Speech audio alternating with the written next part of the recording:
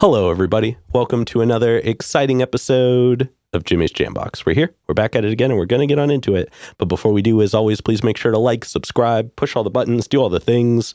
You know, I don't know where they are, but you do, and I trust you. With that being said, here's a quick word from our sponsors.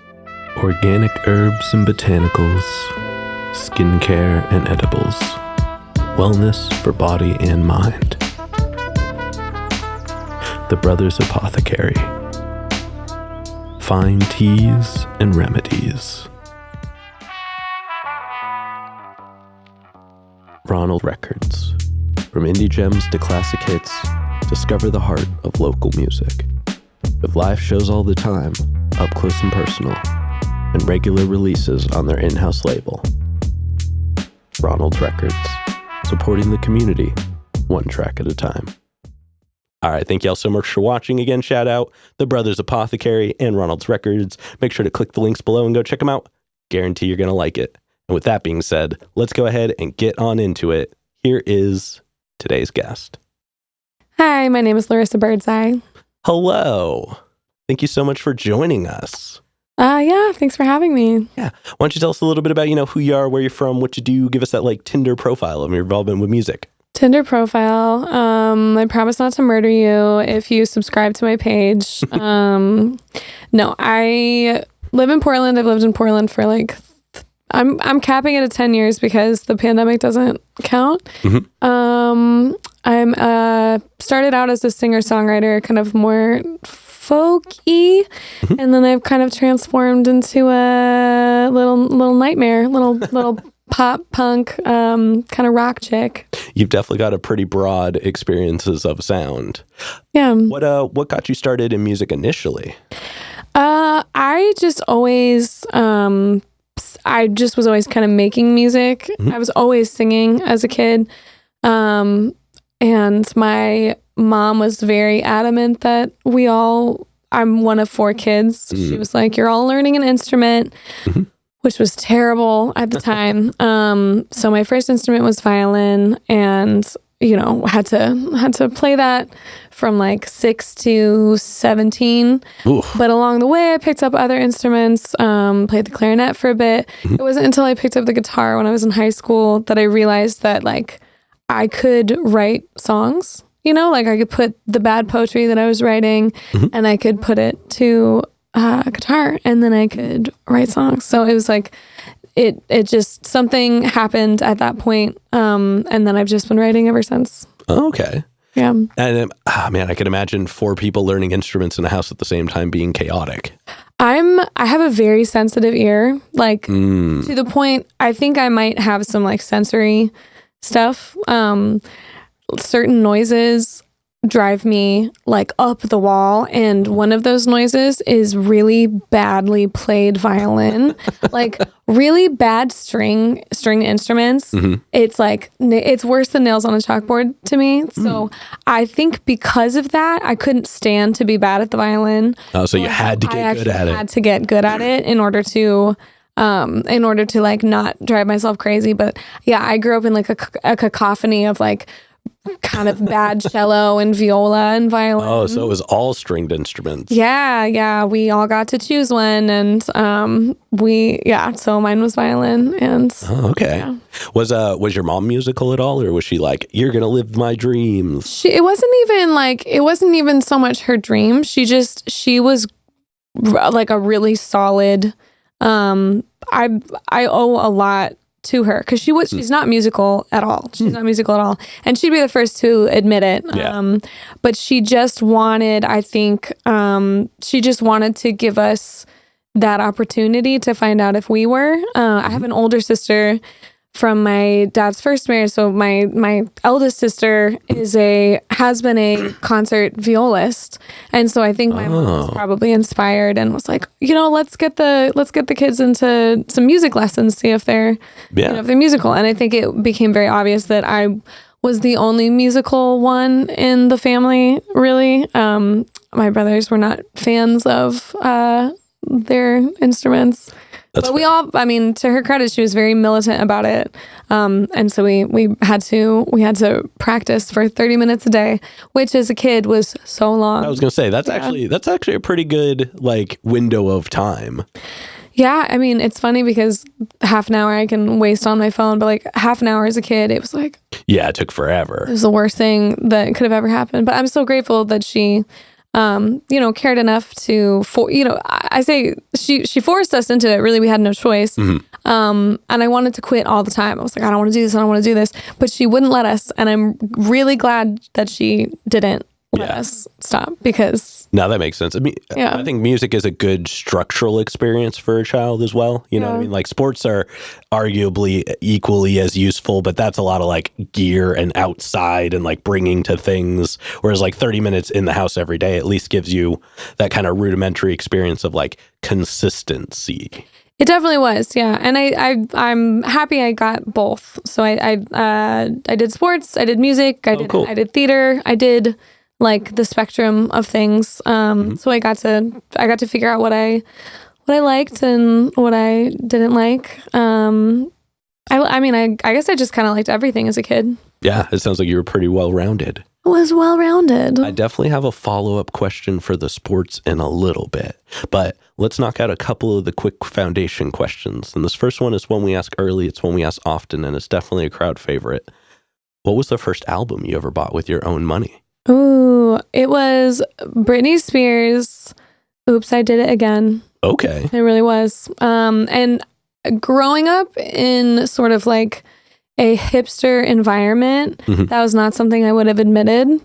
I've always really loved pop music, but in a way that I was kind of ashamed to, because Fair. I would say the Rolling Stones are my favorite bands, just to be a little asshole. And I'd find, I'd find eclectic artists that weren't as well known. I think that was kind of, people still do that, but we like to feel as if our tastes are so good that we couldn't possibly like what everyone else likes. But I think that I don't know, I loved Britney Spears. I would never admit that probably as a kid, but that was my first album. I used to dance around that. That's fair. That's a quality album. I don't think a lot of people realized at the time either, how well put together the music underneath actually was. Yeah, she was working with Max Martin, and Max Martin is one of the most prolific and most influential songwriters that has worked in the last, 30 or so years in the music industry. Yeah. So he's had his hands in so many different, hugely famous artists. I think the last thing he was really involved in was Ariana Grande's last album, Eternal Sunshine, which I just love that album. It's so good. I'm not a huge, I love her voice, but I haven't really gotten into an album from front to from the beginning to the ending, but I think conceptually, I think it's a wonderful album. So I think they did a really good job together. No, I could definitely agree with that. Yeah. And then what was one of the first live shows you ever went to? That was one that you wanted to go to. So you saw what was happening, you got tickets, you went to it. Wu-Tang Clan. Okay. In Portland. It was a New Year's show. It was an all ages show. It was at why can't I think of the theater? It's the downtown one by Mary's. Oh no. I'm the worst with names. I'm not No, it's not the Crystal. It's the anyways. Yeah, so I think I was 17 and we were so stoked. It was my first real concert and it was so much fun. I got in a fight with a grown man. Kind of he just kept I have a little bit of a temper. Not in the sense of I get mad for no reason, but I think I have a Larry David sense of temper, which is when something is happening that's not right, or that is deeply annoying, or like I feel like is outside of the boundaries of what is social, like acceptable behavior, then I'm gonna pop off. And this guy just kept like pushing into us. And I finally kind of snapped at him, and I was like, "What the fuck?" I was like, I puffed up, and I'm like 17. Yeah. And this is a grown man. He's like a huge man, and so security had to drag him out. And then weirdly, I got one of the Wu-Tang Clan members to like sign a body part, which is probably weird as a 17-year-old. I don't know if they knew how. I don't know. It's just you do when you're a teenager, and you're like, "This is normal." And then you look back, and you're like, that wasn't. I mean, it's not normal that I asked, but, probably not normal that he did it. Well, so. We won't tell him if you don't. It's okay. Unless he's watching this, in which case.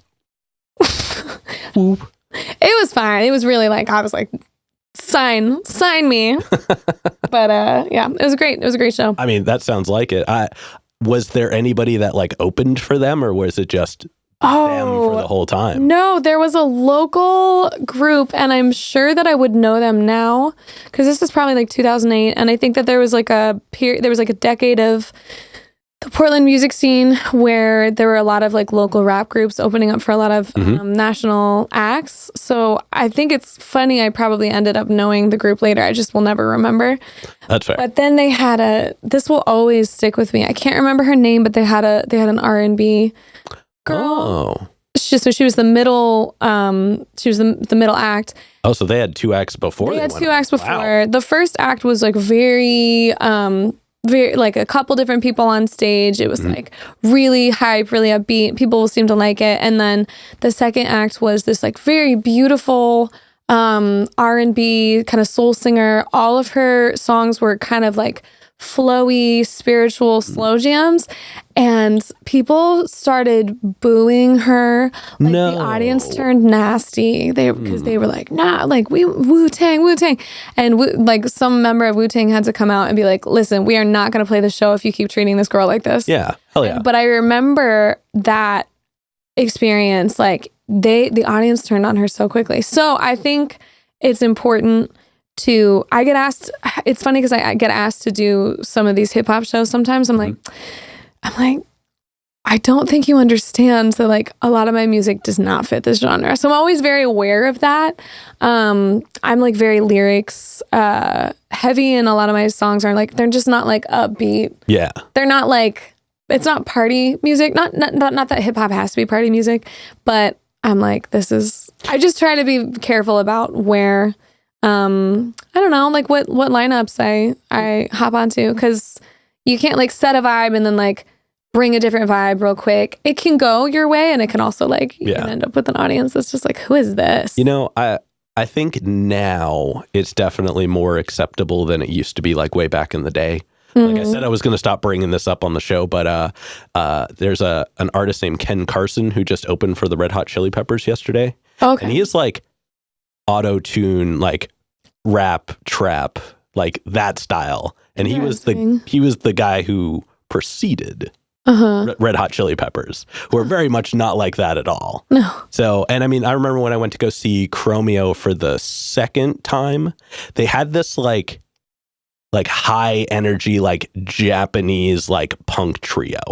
That sounds like awesome. Opener. It was so cool. Yeah. But 100% not Chromeo at all. Right. So like, I think now music listeners have become more appreciative of a variety of music. Yeah. And I do think there's something to be said. Like if it's so undeniably good, then absolutely. Like, why not?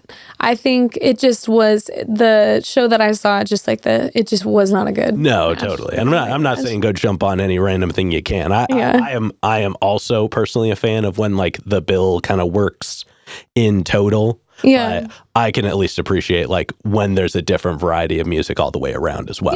Yeah. Honestly, same. Oh yeah. And then I'm still going to circle back to the sports question, but before we do you have a defining moment where you decided you wanted to take music more seriously? Yeah, I guess that I never really expected that. I never thought that I would end up doing music. I do, even though I've had like a long history with playing music and with singing and with being involved in performance art in a lot of different capacities. I never really thought that I would want to be a musician because I wasn't ever like a theory kid. Like I wasn't like I actually was kind of lazy with it. I learned by ear. So when I was in orchestra, when I was in band, I didn't really read music. I would just listen to what everyone was playing, and I was quick enough to pick it up. You're like Nick Cannon in Drumline. Yeah, exactly. But at the time, I was just finding a shortcut because I didn't want to be a musician. I just wanted to get done what needed to be done. Mm-hmm. I wasn't thinking, hey, let's really prepare for the career that you're about to have for the rest of your life. I just never thought that I would have the desire, I guess. I always loved singing. I think there was a couple of different turning points when I first started writing my own music. I just fell in love with that expression. I fell in love with songwriting. It felt like something that I had to do. It was such a way to process and work through things in my life that were not easy at the time. Mm-hmm. And I just had this thing in me in my early 20s because I was not pursuing music. I kind of messed around in a couple different bands, but I didn't have the courage, I guess, until I was 25 to bring my project to one of my friends that I'd been in a band with before and say, hey, I have these songs. Can we maybe work on them? Can we maybe make this into a band? Because I didn't think it was good enough to do. And I think I think part of this is you just have to start where you start. You just have to kind of make a decision. Like, I don't really feel like I can do this, but you're viewing it as like, I don't know how I can get to the point of this mountain. Yeah. But you start with a step, you just kind of have to. So I don't know, since that point, I've learned so much. I've become such a better artist, and the journey has driven me crazy, but also has given me a lot of joy and a lot of moments that, I wouldn't trade for anything. Oh yeah, no, I love that. Yeah. And I think the decision to become the front person is always kind of a daunting one until you make the decision. Yeah, and I think I was always kind of meant to be, I think I just, once I stepped into that role, once I stopped kind of like dancing my way around it, mm-hmm. It's a role that I'm really comfortable in. Yeah. Well, what about when you were in theater? Like, were you often the main role in that, or were you more of a front role in that? It was a mix, because when I was a kid, when I did like children's theater, mm-hmm. I always felt like I was too young to get the roles that I wanted. So I was always like an ensemble character. Mm-hmm. So I think that early experience gave me this like chip on my shoulder where I was like, I could do this better, but like I'm like some weird mushroom dancing in the forest. Like, yeah. But I think it gave me this drive, this desire to get more. Mm-hmm. And then when I was in high school, I joined theater.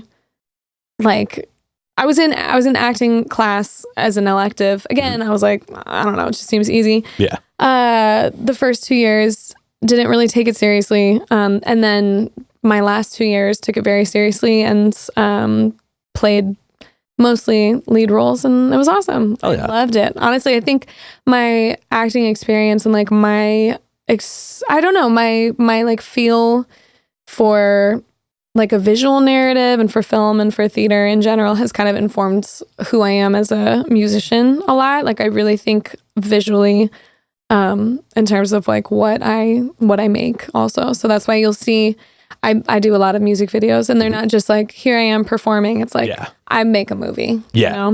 Yeah, no. And that was one thing I noticed from like just like live videos I've seen of your performances and stuff, because I've noticed that a lot of people tend to like imitate a lot of the same motions when they're on stage, especially if they're not comfortable on stage. They just kind of do what they've seen.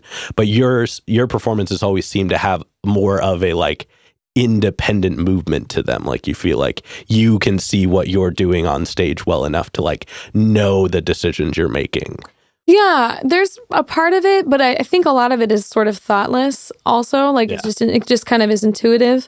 More I mean like you know what it's going to look like, so you don't have to like kind of live in that moment. You just like I'm not doing, like I feel like I'm not doing choreography. Yeah, exactly. You know, like exactly. I'll move around the stage. I'm going to bounce. I'm going to be very active, but I feel like I want my performances to kind of live in this space of authenticity and honesty, which is, and there's, I mean, this is not to say that choreography stifles that. I think it can be like a beautiful addition to it also.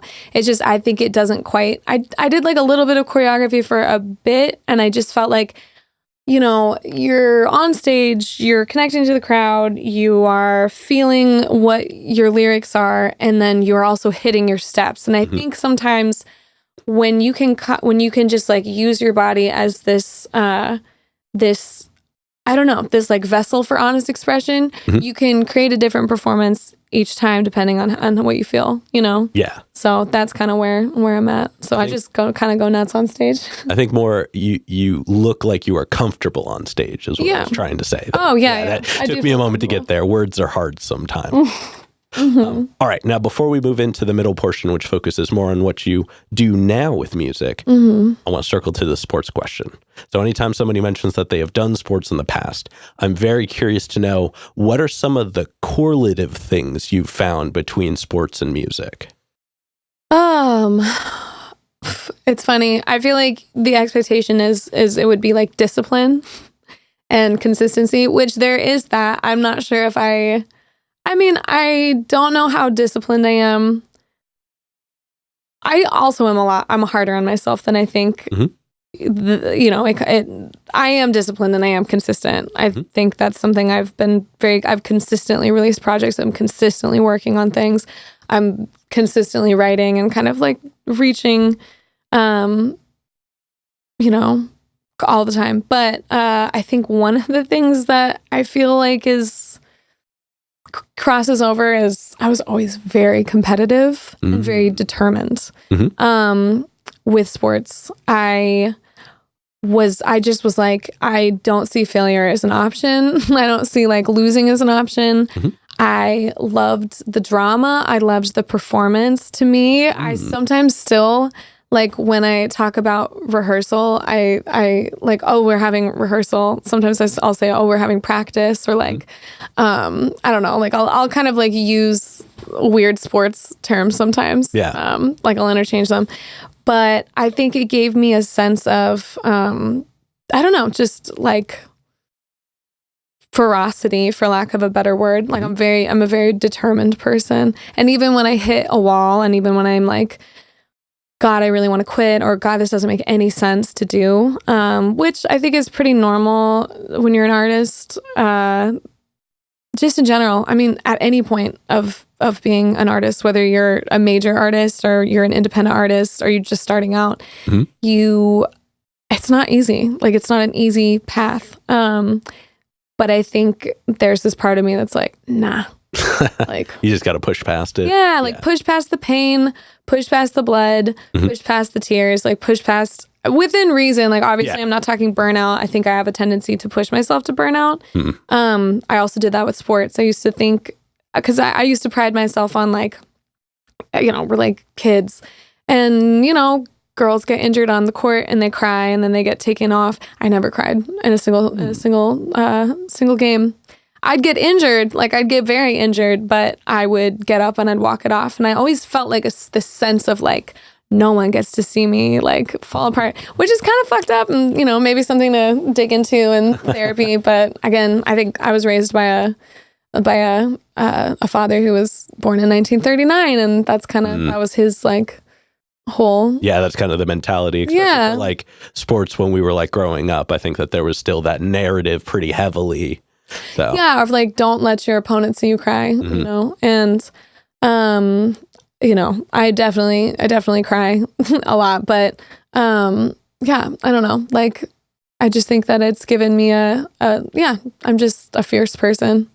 No, totally. Well, thank you for going through that. Like I said, I'm slowly putting a thesis together, one question at a time. Yeah, so I appreciate that insight. Mm-hmm. But now let's go ahead and get on into you in the present day. Mm-hmm. And we're going to get a super easy one out of the way. Okay. How'd you pick the name? It's my name. Oh, easy enough. Yeah, just my first and last name, Laryssa Birdseye. Whoa. Okay, so that is your actual last name? It's my actual last name. A lot of people think it's a stage name, and it makes me very happy to tell them that it's just my name. It is a very cool last name. Thank you. And very unique without being abstract. Yeah. So there's not a lot of letters in there that quote unquote wouldn't be normally. It's not bird with an H, you know what I mean? Yeah. And it worked and no one had it. It's not a common name. I never really considered having an artist name. Mm-hmm. I think it might have been easier in some ways because when you're selling yourself as a personality, mm-hmm. I think it might be a little easier versus selling yourself as who you are. Yeah. But I also think that's very on brand for me in general. My music is very honest. I don't pull punches. So I think that I'm actually glad there's no real artifice mm-hmm. to what I put out, Yeah. So. Well, and it's just, like I said, it's unique enough that anything you came up with would just be different, mm-hmm. And in a way, one thing I've learned from asking that question to everybody is the big difference I've found for people who choose to go with their own name versus a staged name is that they have a different type of ownership in it, because it's it's their name. They're physically putting themselves as the brand, so to speak. So and I mean, it has kind of messed things up. I have no idea, because if I ever run, I won't run for office. I'm never gonna run for office. But if you look me up, you're gonna find old track statistics, and then also everything I've ever posted online under my first and last name. So, could be. It's a weird experiment. It really is to have an online footprint. It'll keep you genuine until the end. Yeah. I mean, honestly, nothing really matters. So why not? Yeah, it's all made up anyways. The internet's not real. So if you're watching this on it, however, it's very real. Yeah. But now let's go ahead and let's talk about your writing process. Okay. And we're going to break it up into chunks, but we're going to start right at the beginning. So when you get inspired, you're ready to make music. What are some of the things you do to get a track started? So I feel unless I sit down with a direct intention, I just was in a songwriting class with a couple of my friends for the last couple of weeks, and so we'd meet and then we'd choose a prompt and then we'd go and then we'd write the song, and I do enjoy that. I like having sort of a prompt or an assignment where of something that I wouldn't necessarily write. Mm-hmm. Then I'll sit in front of the piano or I'll sit in front of the guitar and I'll find some, I don't know, words, melodic lines. I feel the song, it's sort of chipping away or excavating a bit. You don't know what you're going to write until you get a little bit closer to what it is that needs to be said or wants to be said. Mm-hmm. I have some interesting ideas about creativity. I think most of the songs that I've ever written, I have basically just kind of grabbed from thin air. Mm-hmm. And when I finish, I'm I can't believe I wrote that. I didn't even know that I had that in me, and then it kind of, it's I come out of the trance. So I don't know. I'm either intentional or I feel I'm just channeling something and kind of being taken away by it, spirited away a little bit. Yeah. It's you're starting with just a big old slab of marble. Yeah. Yeah. And then, I think there's a bit of editing, but sometimes I'll lay my phone down and I'll hit my voice memo and record, and I'll kind of play around or, guitar or piano, and I'll just freestyle, and some phrases will stick out, some words will stick out, and then I'm oh, okay. And chip away a little bit more and then refine it a little bit more until there's something that's, there. And then I'll listen to the song in headphones like that first day that I've written it. And then I'll notice where I'm actually in my head, I want to hear something else. And then I'll like take out my notes app and then I'll rewrite the line or like add it. And then I'll take a little bit of time. And it takes, maybe a day or so, but then I have the song that interesting. Yeah. You're like your own producer in a way. Yeah. That's really cool. Yeah. And then once you get a track finished writing, so it doesn't have to be like released and recorded per se, but once you've finished writing the whole track, how long does it usually take you to get comfortable to the point where you can perform it? Oh, I can perform it like next day. Okay. Yeah. So you really just you're flushing it out kind of in real time. I'm very passionate, so if I love a song and if I love a song and I write it the day of a performance, if it's not with my band. Yeah. If it's with my band, they'll be like, absolutely not, Laryssa. Yeah, they need some time to do this it, to us. But if I'm performing solo or if I'm performing with someone that's not playing, like I play with someone who plays cajon sometimes, and he can just, it's fine. He can deal with it as long as it's not like a melodic sort of line. But yeah, I'll just do it day of. Oh yeah. I don't know. I'm more interested in like the emotion behind things, and when something is new and when something is raw, that's I think when a song is most potent. Yeah. That's a really cool take on it. Yeah. And then I guess let's look back at, we're in the middle of this year, so I can't say a year per se. Let's look back between now and the beginning of last year. In that time, how did your process change, or did it stay the same and you just got more solidified? I think the process has, I think the process is similar, but I think I'm just continuing to become a better writer. I think that's the cool thing about being a songwriter is you can't help but become a better writer just by doing it, to do it. I think you become a better editor. I think you start becoming better about calling yourself out on bullshit, where you're like, I think I'm good at recognizing like, this is a line that's just a filler line. This doesn't need to be here, no one would call me on it, but I call myself on it just because something rhymes or fits, like within a certain pentameter, like it, or not, I don't think I'm using that word wrong, but like, you know what I mean? Just because it fits within the scheme and it's good enough doesn't mean that like it's adding anything to the song. And I think that's where a lot of people mess up, where they have beautiful voices and their songs that they write they're just not like, it doesn't hit, like it doesn't hit you where you want to be hit. It's just kind of a song.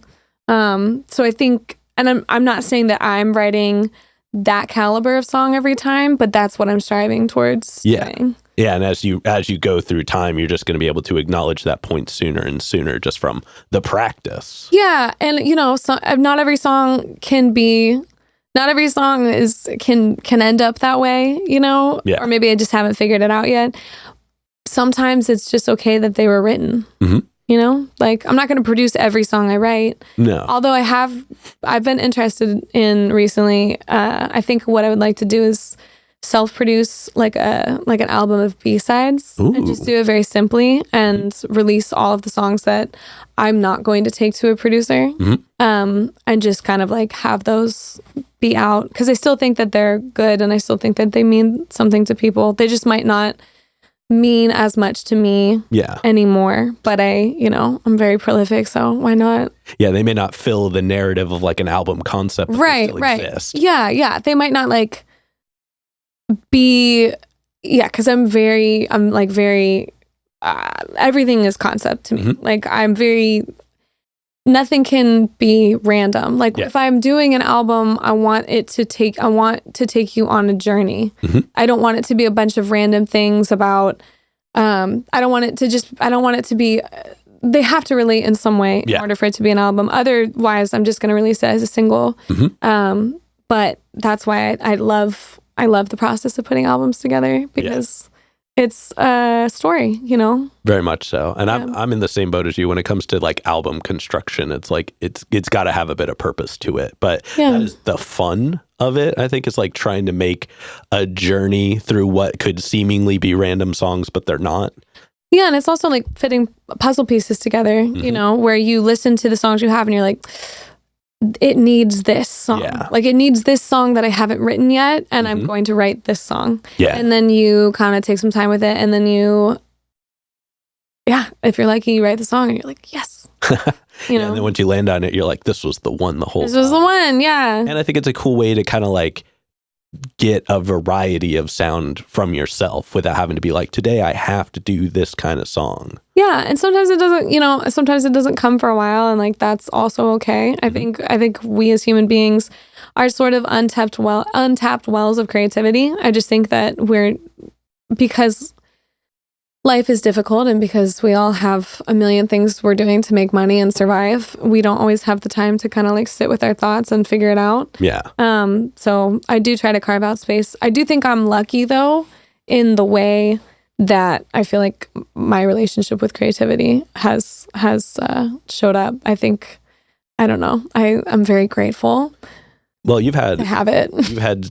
You've been creating space for music and just for like things in general for so long that I think you probably have a natural tenacity towards making space for those kinds of things in a way that maybe not everybody does either. Yeah, I don't know. I think I'm just kind of thinking about the nature of life all the time. True. It's kind of like a horrible burden. I wish I could just turn up and like not think about anything. That's fair. But I feel like that's all I do is just kind of spin the wheel.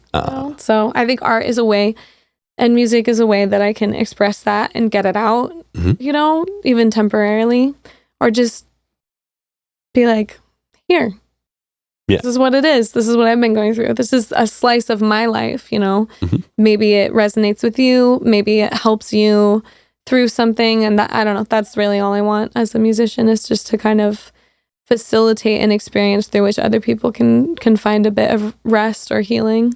No, definitely. And actually, that's a great segue to talk about some of your music. I've got some notes here. And I mean, it looks like you've been putting out music since 2017 on Spotify. You've got tons of singles, tons of EPs. You've got 3 albums, one of which is a live one. You've even got a couple of Christmas songs in there, which I think is cool. Oh, yeah. But your most recent one, Joan of Arc, it's a really cool track. It's very powerful. It's very emotional. It's like intimate contextually. And I enjoyed how it progresses. Like it starts out almost like as an acoustic track, and by the end of it, it's this like full band, big experience. But I think the biggest thing is, like I said, it feels like it comes from a very real place. And I think that, just based off of what you said up to this point, that's kind of a good example of it. But I'm curious to know, like, what was the driving force behind that song? What led you to put it together? So honestly, this is my favorite songwriting story. And it's like the perfect example of how, like you get slammed, literally like it fucking hits you. Yeah. And you're like, the song's already written. I just have to go and I have to capture it. But the song is basically, I want to tell the story of how it kind of came to be. I've just been so sad for like probably my entire life, like just gonna be real. But specifically, I feel like it's been really rough the last like 2 years. And I've been really grappling with this, like, should I just quit? There was a point during the pandemic where I felt like very spiritually sort of at peace, like very calm. I don't know if you can resonate with that, but like at a certain point you throw your hands up and you're like, it's going to happen. Whatever is going to happen is going to happen. Yeah. And I felt like this very strange sort of like support in that, like something sort of ephemeral, something that I couldn't really quite explain, but I felt connected to something outside of myself, whether that's, I'm not a religious person, but the closest thing I can get to that is like, this collective idea of what God is. And then it just kind of disappeared. Like, I felt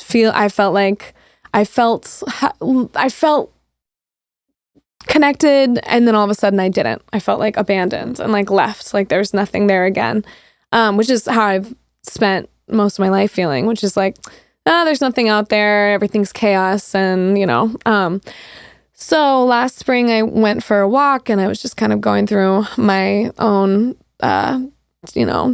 just sadness, basically. Things weren't working out in a lot of different ways in my life, professionally and personally. And I was taking my dog for a walk, and I just sort of like almost as if something took over me. I would have gone home, but I just kept walking straight to this park. Mm-hmm. And I just kind of flopped down, and I looked at the sky, and I took a moment, and I just said out loud, I was like, I feel so alone. And then like a second after that, this squirrel to the right of me in this tree started barking like crazy, just started like, bah, bah, bah, bah, bah. And my dog starts barking, and he's barking at the squirrel, and the squirrel's looking at me and just like, just looking at me. And I'm looking at the squirrel, and I just like take a second, and I'm like, what if this squirrel is like a sign from like the universe or God, mm-hmm. like that I'm not alone, and that I should keep going, and that there is a reason for me to be here. And then the follow-up thought to that was like, oh fuck, like I'm crazy, like I'm losing my mind, I'm losing it. And then the thought after that was, I wonder if that's how Joan of Arc felt when she had her vision. Mm-hmm. And then it just was like, I'm on my Joan of Arc shit, sick bitch, screaming at the sky, like it answered this wish. God, I fucking want something different. I'm about to lose my mind. And that like just melody chorus was there. And I'd left my phone at home, and I just like this feverish, like, I sprinted home with my dog from this park, no phone in hand to capture the idea, knowing that if I like lost the little edge of it, that I might lose the song forever. And I just knew that it was important. And then I got home, I wrote it down, and the song was basically done within 10 minutes of me getting home. Damn. So that it's really like, it's a funny story, and it's this, it's from the perspective of someone. There's like a line that I really like, which is, I found God in the fire. I found God in the smoke of a fire that I started. We don't talk anymore. It doesn't stop me from trying. And it's like, what happens when you feel like you have been gifted something, like you have something, you have this thing that people don't have, and you've been given it, and then nothing opens for you. Yeah. It's like you start to feel like you there's like a personal beef with God, like you've just been fucked with, like it's a joke. Yeah. So it's basically, just me grappling and fighting with this like force in the universe that I don't know, can't explain or can't describe, but yeah. Damn. Well, that's a really powerful explanation of it. Yeah. Makes me very curious about the music video. Yeah. Which I know is coming out very, very soon. And yeah. Definitely looking forward to that. Yeah. Okay. So it'll have come out a few days before this comes out. So if y'all haven't watched it already, pause this, go watch that, come back. But thank you for going down that. It's very insightful, and I think it's cool to learn a little bit more about the song itself. Because like I said, it feels very full. It feels like you wrote it from a place of like expression. And on top of that, it is still very catchy. Thank you. Which I think is an impressive duality to be able to pull off. I want to be able to do both, like I don't want to just kind of like just rapid fire you with like kind of intense lyrics. Like I also want it to be a bop, Yeah, it's got to be able, if people can sing along with you, they can connect with you at the same time. Yeah. Yeah. But as an artist, you definitely have a very powerful voice. I think that's one of the things that is recurring through all of your music. You're very present. You're very forward in all of it. And like the second chorus in Shame. Thank you. It just hits. It, like I listened to it a few times through. Gave me goosebumps every time. I thought it was a really, really cool way to open up Live at Rockwood. Yeah. And that's one of my favorite albums. It is really cool. Also, I appreciate a live album. I think that's kind of a lost art. And if more people did that, I think it would put more emphasis on focusing on their live experiences. But that's neither here nor there. I don't want to dig into that concept from my standpoint. But like, you have a lot of music. Like, you've got some like funky tracks like Medicate. You've got more electronic tracks like Damages and Your Dad, which is a certified bop. Oh my God. Yeah. And it's an absolute, like, it's a joke song, but like, we really went for it. It's so funny. It's like my it's so goddamn funny. It may or may not have been the track that I found you through. That's so funny. Yeah. That's because it's such a weird representation of it. Like, that's such a one-off. Because we were listening to Britney Spears' Blackout. That was like the inspiration for what we did to the vocals, you know. And if you have the dry vocal of me in the studio, I'm like singing in a little baby voice, you know. So it's so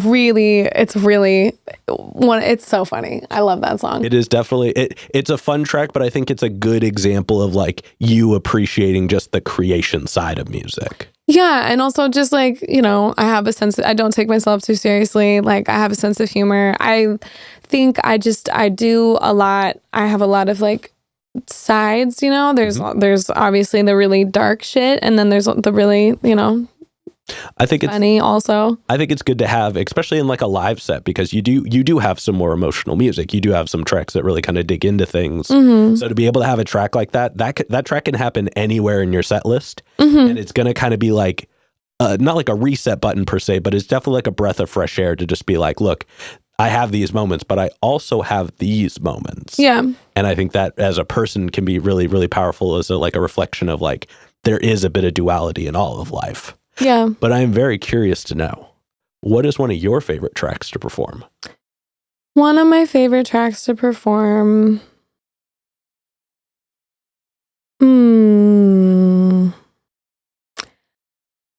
I do really like performing Shame. I really love performing Joan of Arc. That's one of my favorites too. I could believe that. There's a new one called Hiss, which I really like. You'd have to come to my live show to catch that, but it's basically like the pre-chorus is like, I can eat shit all day, but I don't have to like it. And it's just like how I felt lately. I'm like, God, I'm so tired of people being like, oh, your songs are so angry. I'm like, yes. And I'm like, do you have anything else to say? Yeah. So I've been really, really enjoying this place of not being afraid to be angry and not being afraid to be ugly. And I think it's not that there's definitely a point in my life where I was afraid of being ugly or like being seen as, you know, not a nice woman. And now I just want to be who I am on stage, off stage, and just be that without apology. You know, I'm a very kind person, but I also feel like I've gone through a lot of bullshit, and to kind of, I think women artists specifically are sort of told in so many ways, well, don't do that because like we can't market you if you're that. And I don't really care to be marketed if it's not something that's honest to me. I just don't want to do it. I don't care if people think they can sell me or if they can't sell me. Like, if what I'm doing isn't sellable, then that's fine with me, you know? I would rather make things that like I really believe in. You know, I saw a thing earlier today, actually, that was like, you know, nobody was ready for these big sounds. Nobody was ready for the Stones. Nobody was ready for the Beatles. Nobody was ready for the Sex Pistols. The marketing approach, I think now we're finally seeing it kind of go away even, which is really nice. I think that the presentation of the individual self has slowly, unfortunately, this is like the only good part of social media, but it has become the opportunity where you present yourself, and people are starting to love that. People are starting to, almost a little too much, but again, we won't dive into the dichotomy of a social media presence in music, but I think that is one of the few saving graces, is that we as, you know, as creative, as artists, get to present ourselves to the people now, and the people get to decide. So I think that, you know, you are very much in the right of that respect, that like, yes, for the longest time, women in music have been put in that box. Yeah. But I think we're slowly starting to see a removal of that requirement. Now, is it happening fast enough? Definitely not. But I think you're right. I think in the majors, I think it still absolutely is. Oh, very much so. I think we do have more agency to kind of do. I mean, whether or not that leads to any kind of like platform of massive success, but honestly, who gives a shit? Like, I don't know. I would just much rather be. No, very much. And who I am it's going to transform and change. I'm not gonna. What I like about what I'm doing is I don't feel like I have to do one genre. I don't feel like I have to be one way. I don't feel like I can, at a point where I'm not. This next album of mine, my last album, Chrysalis, is sort of like an electronic pop album. And it's up and it's down. It's a bit sad, to be honest. It's hopeful. And also this next album is very brutal, like very brutal. Joan of Arc's on it. It's not, I don't think it's an easy listen, but I think it's the realest thing that I've ever written. I think I was kind of pigeonholing myself to writing about the people that I dated. And I kind of stopped doing that. It's not to say that I won't write again about people I've dated. Yeah. But just this particular album it's going to be hard to put out. It's going to be really hard to put out. I don't know how it's going to be like received. I don't know if people are going to like it or if it's going to be, I mean, I think it's amazing. I think it's great, but it's also like the most honest thing I've ever, it's just the most honest I've ever been. And part of it makes me like feel like it's too honest, but I think it's important because I think we're all, I don't know, sort of like we all have to hide ourselves in polite society. Yeah. And, I mean, maybe I know a lot of people who are just fine, but I know a lot of people who are not okay. Yeah. And this is for them.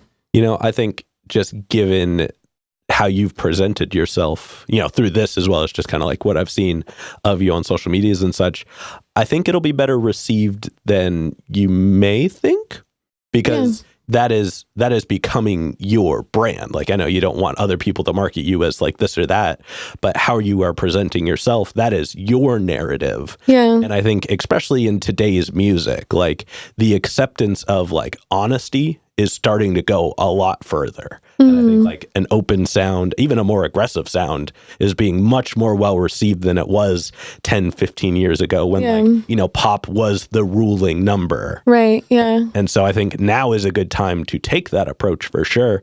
But also those are the kinds of things that tend to stand the sands of time. So even if on the initial drop, it's not the most loved thing, people just sometimes need time to like listen to it, take, a 2-week break from it and then listen to it again and go, oh, I get it. Yeah. And so just from hearing that description, usually this is where I would ask you to like the guest to talk about their new music. So you already covered that, but just based off of that description, I am very excited because I did listen to all of Chrysalis and I thought that it was really good, but there were moments where I wanted it to expand, where I wanted it to get bigger because you had so many moments where you got really big, but they weren't like these full tracks. And then I heard Joan of Arc and I was like, this is a big sound.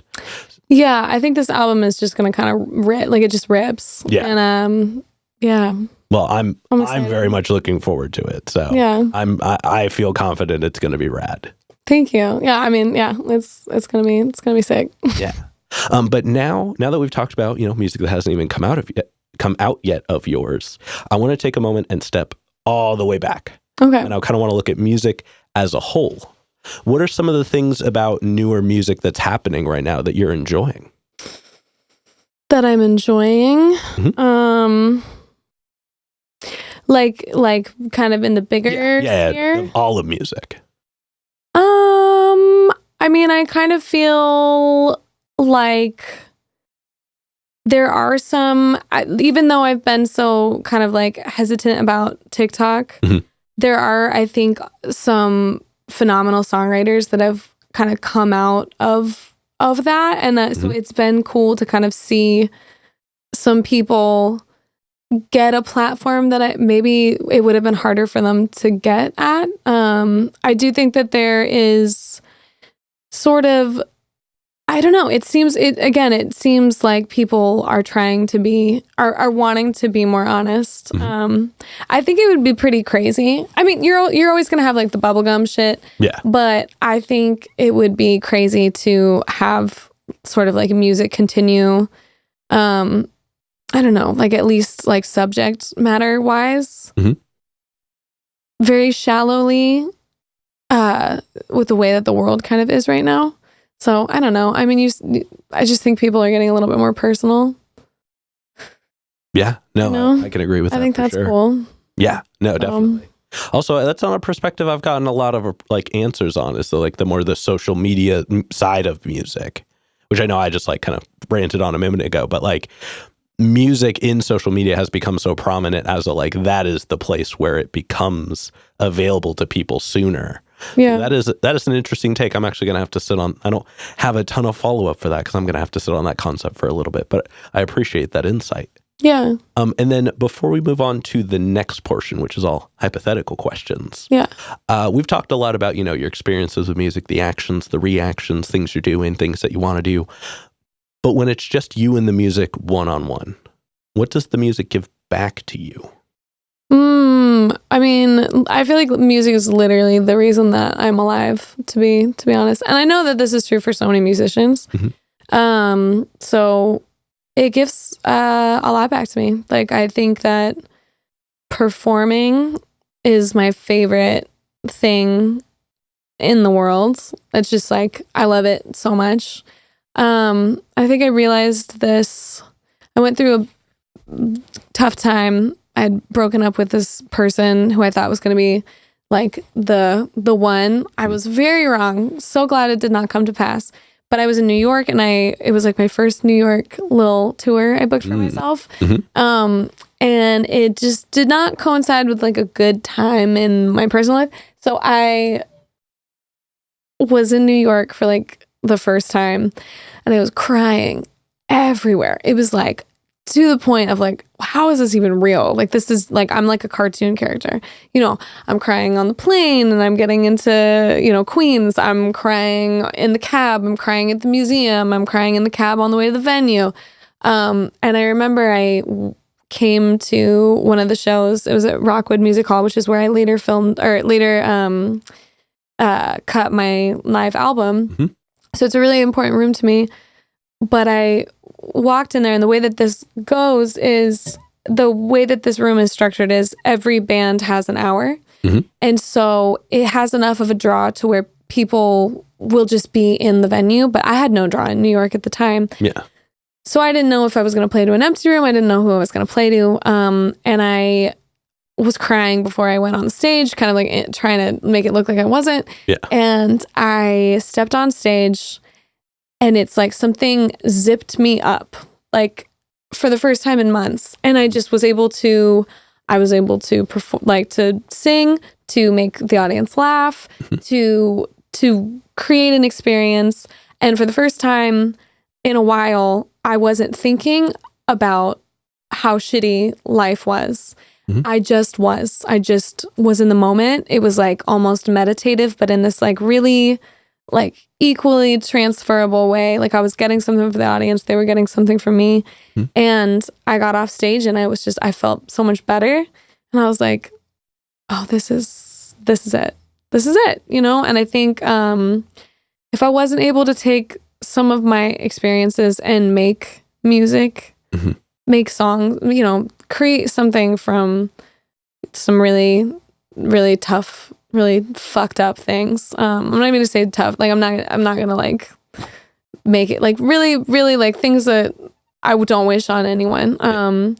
If I wasn't able to take those experiences and turn them into something else, I really don't think I'd be here. And that is some real shit. Damn. Yeah, no, so music has saved my life. Yeah, that's a very powerful insight. I appreciate you sharing that with us. Now let's go ahead and let's dive on into some hypothetical questions. Okay. And for these, sky's the limits. The questions are all made up, so the answers are allowed to be as well. Okay. This first one's pretty straightforward. If you could work with any one person, the only requirement is they have to be alive. Who would you want to work with, and how would you want to work with them?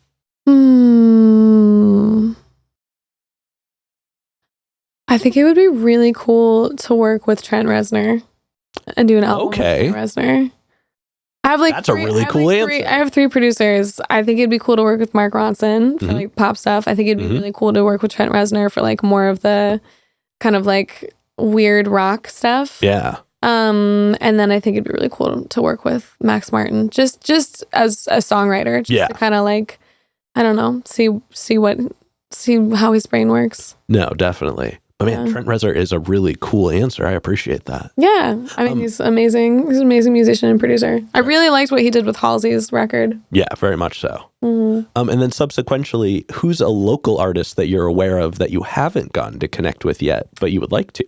Haven't gotten to, like, I don't know them? Either like don't know them, or at least haven't gotten to work with them musically. You know what's funny is I love these 2 people so much, and we just haven't made a song together, and I would really love to. Okay, I'm probably gonna cut this up and just send it to them. But J Baby and Rain, we need to make a goddamn song. So that's who I would work with. Oh yeah, because they're so talented. Do you mean Rain Ezra? Rain Ezra, yeah. Shout out Rain Ezra, friend of the show. Yeah, yeah, she's wonderful. And then J Baby is wonderful also. Yeah, both super talented. Oh yeah. Everybody, you know what to do. At them in the comments. Let's see if we can make that happen. And then for this next one, like I said before, sky's the limit, and it's pretty literal in this sense. But if you could perform anywhere in the world, you wouldn't have to worry about crowd access or building stability or power. It was guaranteed the best lineup, guaranteed the best show, and it doesn't have to be a venue. It can be anywhere. Where would you want to perform? Ooh. Oh, shit. That is such a cool question. Okay, so not a venue. It doesn't have to be. It can be if that's what you want. Like, I would love to do an episode of this show at Madison Square Garden. Yeah. Which I know is kind of abstract for a just conversational experience, but like that is like my dream venue for doing this in. And that's the venue. I mean, I definitely have always wanted to play Madison Square Garden, but I think if we're thinking like venues that are not venues, I feel like it'd be really cool to like play the Roman Coliseum. Like, yeah, you know, just like, I mean, I bet there's no acoustics because it's all fucking open, but it would be cool. Or like it would be, I was in Japan in the fall, and it would be like incredible to go into like one of the temples and sing there. I don't know, not even for an audience, just to be there and kind of, I don't know. Yeah, no, that would be rad as well. Yeah. I wonder if you could do one at the Japanese gardens. Probably. That would be cool. I wonder if they would want me.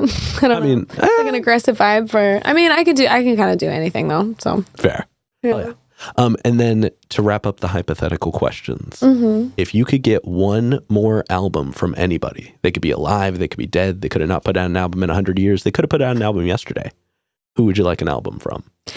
Honestly, this might be a little controversial, but Michael Jackson. Okay. Like I just don't think there was anyone like him. No. There really wasn't. And I wouldn't want Michael Jackson like where he was at the end of his life. I don't think I just don't think he had it, but like, God, he was really like something. If we could have gotten Free Willy era Michael Jackson. Holy me. That's like one of my favorite fucking songs of all time. Yeah. If we could have gotten that era of Michael Jackson post-pandemic, the world would have been a better place. Yeah. Like not, yeah. And I mean, I know there's a lot of controversy, and I don't know. I'll never know. But musically, I mean, I think there's no one like Michael Jackson. I think that while it's a little far-sighted to say, remove the art from the artist, the acknowledgement that music happened at points in times, like early Kanye West work, it's undeniable that like shaped music at its time. Yeah, and I mean, I honestly think "Runaway" is like one of my favorite songs in general, just like "Runaway" by Kanye West. And I know he's out of his fucking mind. it doesn't take away from the fact that like that is an incredible. No, I mean that music made its impact at the time that it existed because it was meant to do that. And he's always been a little out of his mind. We just let him run a little too loose, and now this is where we're at. I also think there's something that happens to people when they're in these industries for such a long time. Very much so. I don't think it's a healthy place to be. I've barely dipped my toe into anything real industry, and it's not fucking fun. No. It's not good. It's a lot of really predatory people. Well, we're starting to see the fallout of, I think over the next like 10 years, we're going to see like the full fallout of like what that industry kind of created for itself. Yeah. I mean, and honestly, like, I think artists are pretty much across the board interested in bringing their music to a large audience. Most people will sign contracts to make that happen. And when you have an intentionally shady deal that's stacked against the artist to make it difficult for them to do anything after they leave this it's predatory, it's wrong. We're not set up with the knowledge that we need in order to navigate these waters. It's like going into the belly of the beast, really. And I think it's why I've stayed independent, and I think it's why there have been kind of people on the perimeter that are like, but nothing has ever felt real. Yeah. I'm like, and it just hasn't felt real enough. Like I value trust, I value loyalty, I value people that I know aren't gonna fuck me over. And unfortunately, like I just don't think that I can say that I found anyone in LA that I feel that with. Yeah. And I think that's just a part of the problem with the music industry, which is pretty much centralized there. Very much so. Well, I mean, the creative industry in general kind of exists mainly in LA for like a lot of things. Yeah. That could be a whole nother episode, so we won't dive too far into that. But I do agree with you, and I think that if you stay the course on, especially the approach of independent music right now, give it like 5 more years, and you're going to have a much bigger impact than I think anybody's ready to realize just yet. Yeah. I mean, I think that for me, it's like, can I just keep going and not give up? Yeah. No, believe me, I understand that one a little bit too well. Yeah. But with that being said, let's go ahead and start wrapping this up. Okay. What can we look forward to between now and the end of the year? Now and the end of the year. Probably a couple more songs for sure. A couple more videos. I might release this album in the fall. It really depends on if we can get everything locked together. Down. I'm planning on shooting the artwork for it. I have the album name. Ooh. But yeah, I'm like, kind of want it out in the world. Yeah, I don't know. Like, I feel like I always run into this issue of like, I got to market it correctly, and I'm not marketing things correctly. And like, I've just kind of am at this point where I'm like, I don't know if I'm ever going to market things correctly. Like, I really don't. I'm not good at it. I just want to share it when I have it. It feels like kind of like a birth to me, and it feels like I'm heavy with this, and I just want people to know, like, I feel like I honestly have been so private the last like 8 or so months, and I just really, I feel like I got to get off my chest. Well, one more month. I think if you listen to this album, then you'll be like, oh shit. And that's where, my music has always been able to speak for me a lot better than I've been able to speak for myself. So. Well, very much looking forward to the new album whenever it does come out. Yeah. And I feel you on the like not marketing what is quote unquote appropriately. Like, I do everything for the show myself. So I am just always in the, if I don't feel like doing it 100%, I'm going to wait. Yeah. And I think that always yields a better result when it's finished. Yeah. And that's really when it matters. Like once something is out, you can't un-out it.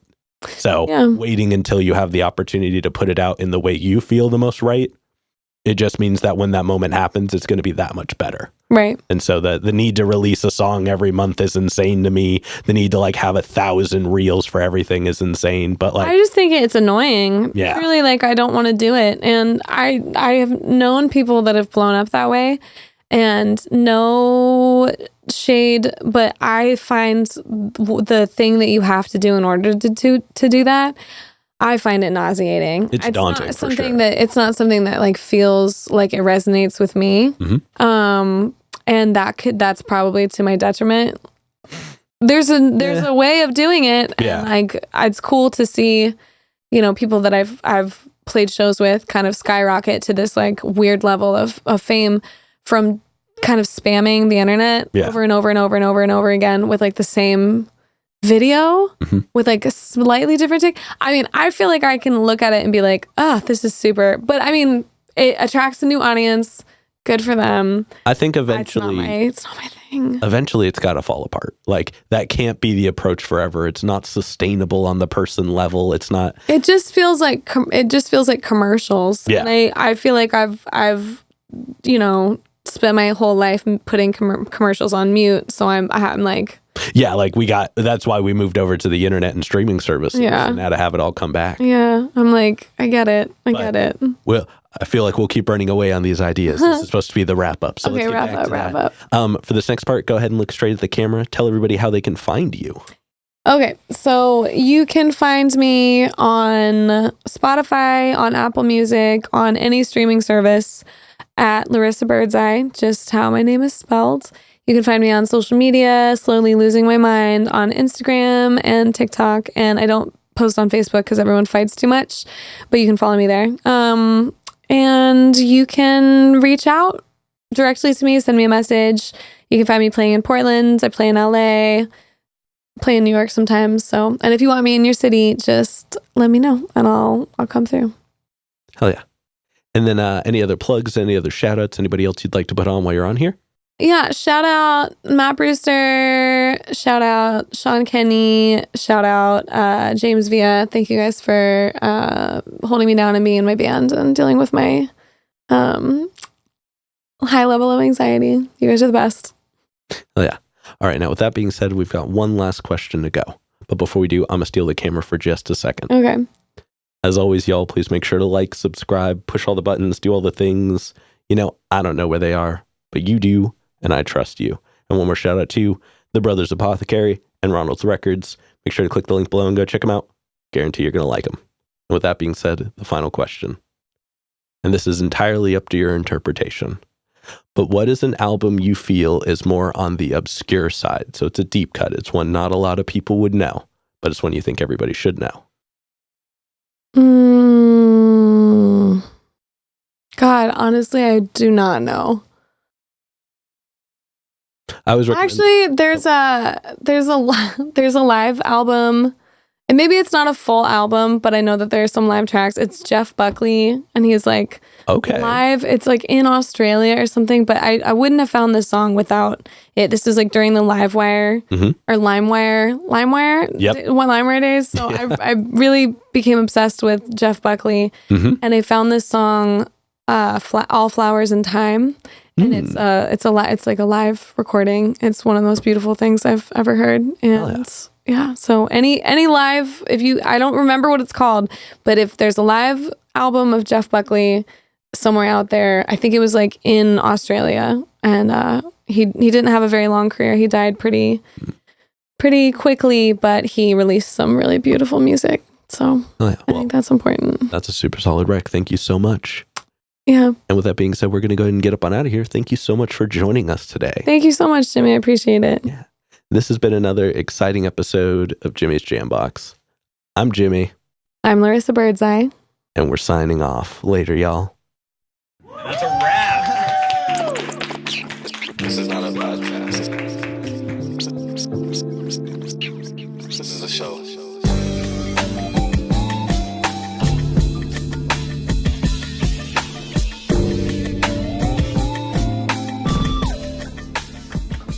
Keep jamming.